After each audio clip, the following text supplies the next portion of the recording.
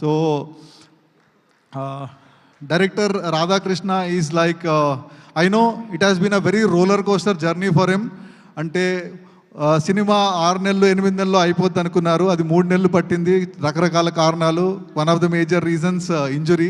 తర్వాత సినిమాలో అంటే రకరకాల ఇమోషన్స్ అండి. లైక్ అంటే ఈ స్టేయింగ్ ఇన్ బెంగళూరు 3 సంవత్సరాలు ఫ్యామిలీని వదిలేసి హైదరాబాద్లో సినిమా కోసం డెడికేటెడ్గా ఇక్కడ పనిచేయడము.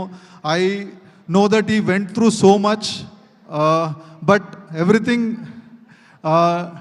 everything worked for him, and today we are on this stage. A cinema release kochindi, and I am so happy that he'll be respected for his directorial skills, and he is also, this is second cinema aina kuda he worked it like a newcomer, and now I think on 18th you will know what he is made up of. Thank you Radha for making me a part of this beautiful film. Thank you.